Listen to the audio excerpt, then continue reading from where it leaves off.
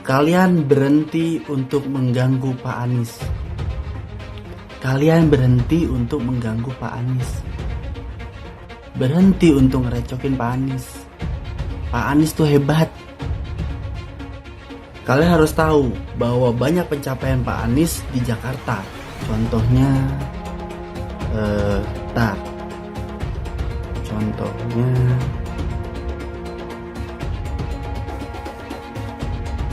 bukan apa ya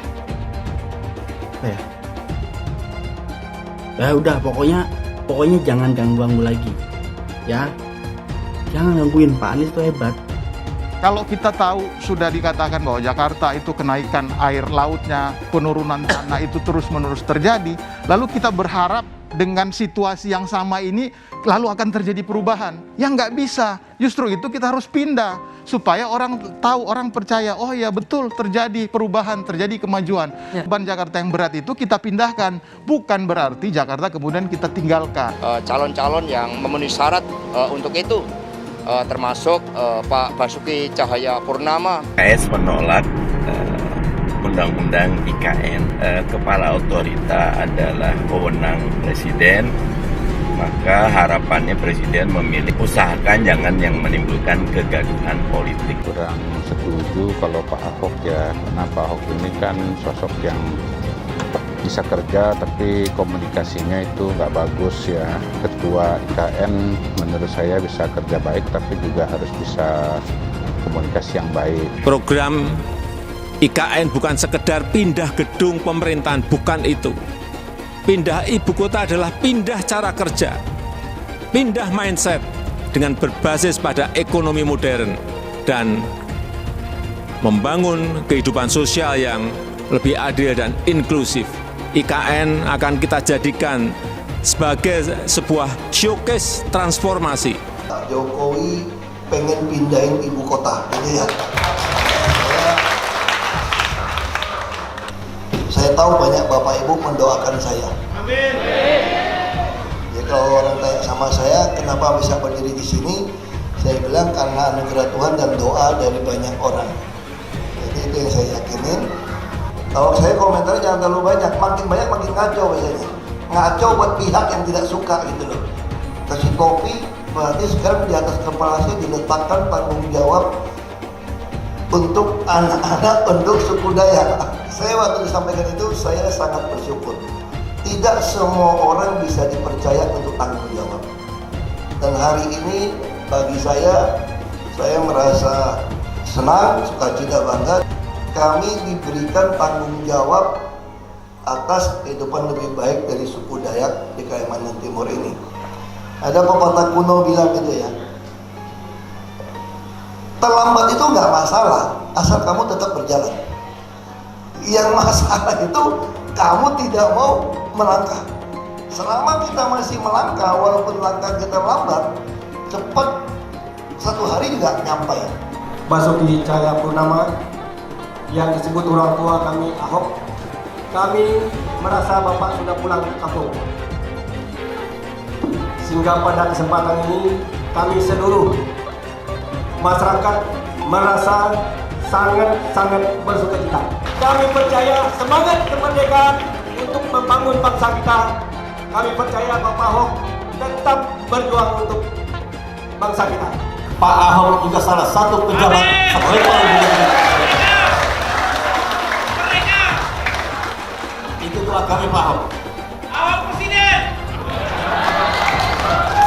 Ahok Presiden. Ibu kota itu akan diisi oleh siapa? Siapa yang mau beli?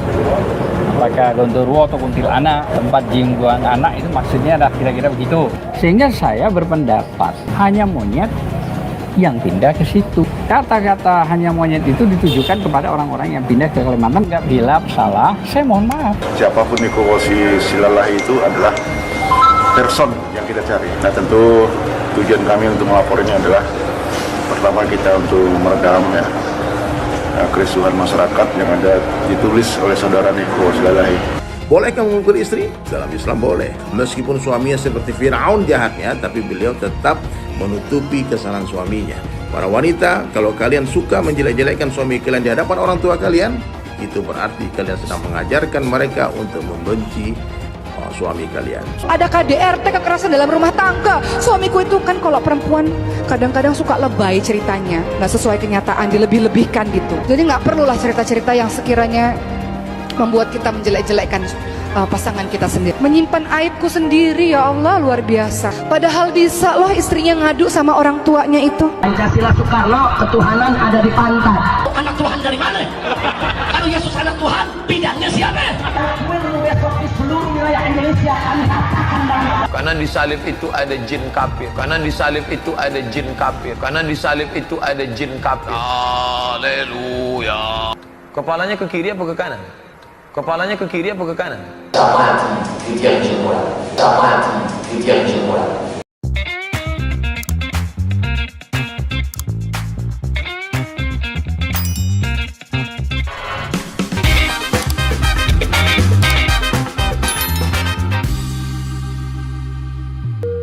Video ini hanya untuk mereka yang punya logika. Bagi yang tidak punya logika, skip aja. Punya nama-nama calon-calon yang memenuhi syarat untuk itu, termasuk Pak Basuki Cahayapurnama. Beliau juga punya kepemimpinan yang cukup baik ya selama menjadi wakil gubernur dan gubernur di Jakarta. Semuanya dalam dialog antara Bapak Presiden Jokowi dengan Ibu Megawati Soekarno Putri. Tetapi dari perspektif kriteria itu PDI Perjuangan sudah menyampaikan karena besar harapan partai sejak zaman Bung Karno terkait dengan ibu kota negara yang berada di Pulau Kalimantan itu. PKS menolak undang-undang IKN, tetapi karena sudah jadi undang-undang, monggo dilaksanakan. Kepala otorita adalah wewenang presiden, maka harapannya presiden memilih mereka yang punya kapasitas dan integritas. Usahakan jangan yang menimbulkan kegaduhan politik. Kurang setuju kalau Pak Ahok ya, karena Pak Ahok ini kan sosok yang bisa kerja tapi komunikasinya itu nggak bagus ya. Dan kalau jadi pejabat publik seperti Ketua IKN, menurut saya bisa kerja baik tapi juga harus bisa komunikasi yang baik gitu. Karena saya kira sebetulnya Pak Jokowi juga sudah kasih sinyal ya ketika mengatakan Ketua IKN itu sebaiknya berlatar belakang arsitek ya, dan kepala daerah. Saya kira tepat sekali. Kenapa arsitek? Karena dia bisa punya perspektif mengenai penataan kota baru. Kepala Badan Otorita Ibu Kota Negara itu dia akan mendapatkan satu problem yang sangat serius, ya apa yang mesti dia kerjain dan sebagainya. Sehingga yang saya dengar adalah ketika dulu muncul nama-nama yang sudah muncul juga di media, itu semua pada buang badan, semua pada nolak gitu ya. Karena dia tahu itu satu tugas yang ini mission impossible gitu ya. Pak Budi Sadikin ketika masih wakil menteri juga BUMN waktu itu dicalonkan ke sana, itu kan juga waduh dengan berbagai cara menolak begitu. Lalu kemudian saya kira di situ ada juga Pak Bambang Brojo ya, Ahok juga begitu. Jadi menurut saya lebih dari sekedar urusan menata sebuah kota, dia harus berhadapan dengan problem-problem yang dalam proses persiapan ini diabaikan gitu ya. IKN itu dari sisi gagasan maupun dari sisi implementasi semuanya batal secara prinsip. Karena nggak ada yang bisa kita pertahankan. Misal, kita pindah ke sana karena khawatir Jakarta banjir dan sebagainya. Kalau begitu nanti kita pindah, yang pindah adalah pemerintah, aparatur sipil negara, yang lain silakan banjir. Kan nggak bisa logika itu dipakai gitu loh. Lalu kalau pertanyaannya kan bilang soal anggarannya ada, tapi kan kita bisa lihat di TV, di Kompas, di mana-mana Sri Mulyani mengatakan anggaran akan diambil dari PEN, lalu dikritik habis oleh anggota DPR dari partai non pemerintah. Lalu kemudian tidak berapa lama kemudian, jadi bagaimana kita bisa meyakini sampai detik ini paling tidak bahwa secure anggarannya. Lalu apalagi kira-kira kita optimis nggak Agustus 2024? Ya tergantung, kalau mau sekedar upacara bendera aja, kalau mau sekedar punya istana aja yang kecil-kecilan dulu mungkin bisa. Tapi apa esensi dari sebuah ibu kota negara? Pemerintahan pindah ke sana.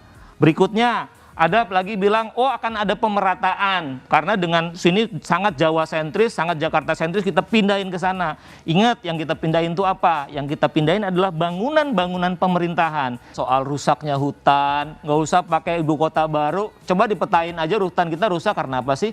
Kan karena tambang, karena sawit. Coba rujuk lagi perusahaan-perusahaan siapa yang berada di belakang pemegang konsesi itu semua. Ini urusannya adalah urusan mencari simbol, tapi tidak esensial, gitu. Jadi kalau mau perbaiki hutan, ya ditata lagi tuh urusan-urusan sawit dan tambang itu yang kita semua tahu. Liputannya udah banyak sekali di media massa, yang urusannya adalah urusan tentang bagaimana hutan rusak karena hal-hal seperti itu. Saya lagi berpikir ini memang pemerintah mungkin kalau benar sampai 2024 itu ada pikiran untuk punya legacy gitu ya, mencari simbol. Yang lebih sederhana lagi misalnya adalah nanti kalau ibu kota dibangun itu pondasinya ngambil dari mana? Batunya diambil dari mana? Ada sebuah studi geologi yang mengatakan bahwa di lokasi IKN itu nggak ada karena dia bukan pegunungan. Jadi mesti diambil dari mana? Diambil dari Sulawesi. Beberapa hari lalu wartawan Tempo mewawancarai ke Menteri Bappenas tentang IKN dan disampaikanlah satu data oleh wartawan Tempo bahwa di tanah IKN itu banyak sekali konsesi tambang yang dimiliki oleh pengusaha-pengusaha. Itu disampaikan, lalu Menteri Bappenas mengatakan, saya nggak tahu ini. Bayangkan itu, dan itu tertera di dalam koran Tempo secara eksplisit gitu. Jadi bagaimana seorang Menteri Bappenas yang otak dari semua rencana pemindahan ini itu abai pada detail-detail yang saya katakan. Bahwa rencana pemindahan ini disusun dengan banyak sekali lubang-lubang. Pertanyaan besarnya adalah berapa orang yang akan pindah, ya kan? Apakah itu bisa pindah? Apakah beban Jakarta akan berkurang secara signifikan ketika pindah? Nah, itu yang mesti kita bicarakan kan. Diangkat langsung oleh Presiden dengan berapat konsultasi dengan DPR. Undang-undangnya bilang begitu itu. Dan kalau menurut saya, ini kan kewenangan Presiden penuh. Seperti Pak Jokowi mengambil Pak Prabowo yang lawan tandingnya di saat Presiden Pilpres. Yang pasti Menteri Keuangan sudah memastikan anggaran itu ada. Itu yang paling utama. Anggaran itu ada, berasal dari mana, itu kan urusan berikutnya. Anggaran untuk pembangunan di tahap-tahap awal ini sudah disiapkan. Baik itu melalui Kementerian PU untuk pembangunan di awal, infrastruktur dasar. Kemudian mengenai anggaran itu Menteri Keuangan sudah memastikan, rapat kita beberapa hari yang lalu memastikan bahwa anggaran itu ada. Sekarang pertanyaan saya, siapa yang mengkhawatirkan pertanyaan ke Menteri Keuangan?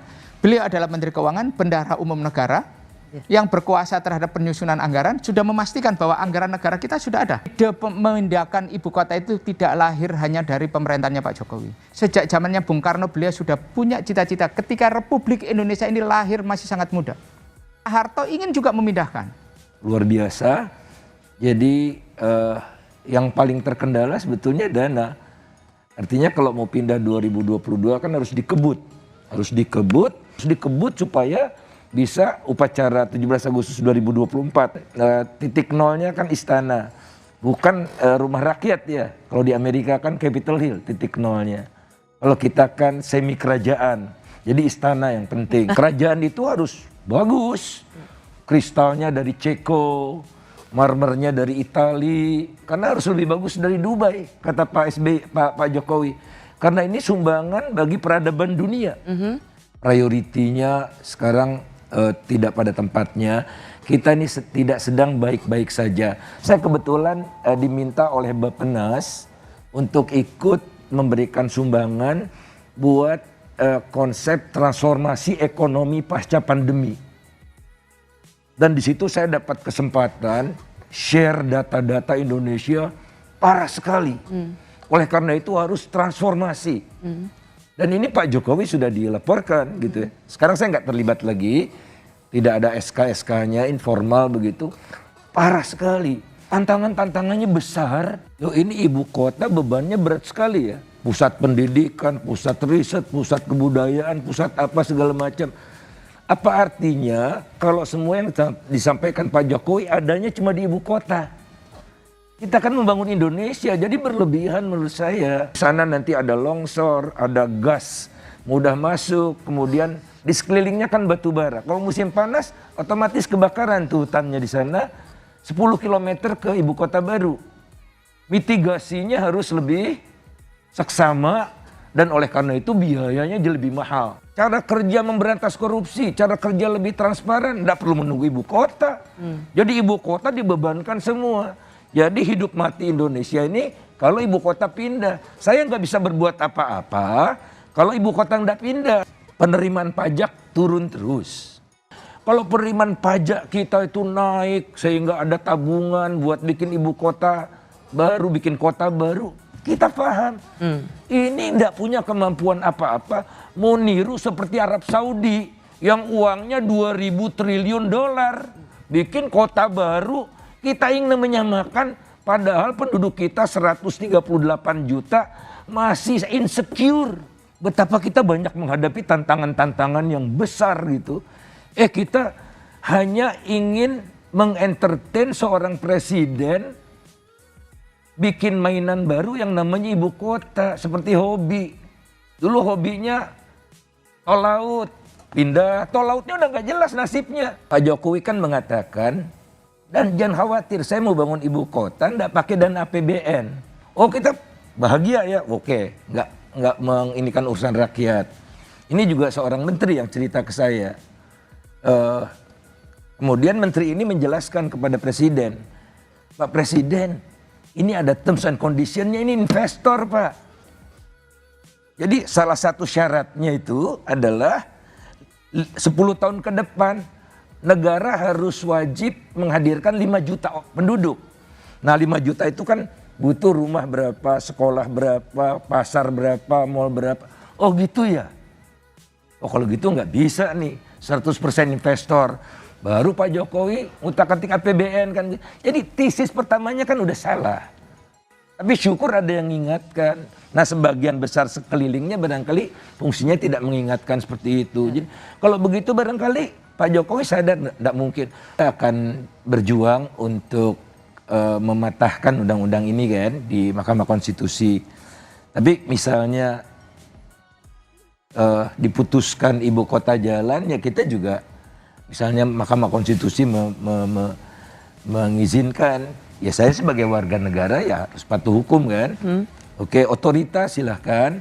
Nah kalau otorita ya minta aja manajer Bumi Serpong Damai jadi ketua otorita. Atau Ciputra Group, karena otorita bukan pemerintahan politik. Jadi manajer kota yang dibutuhkan kan, kalau otorita manajer kota. Yang udah teruji kawasan perumahan yang paling besar kan BSD. Video ini hanya untuk mereka yang punya logika. Bagi yang tidak punya logika, skip aja.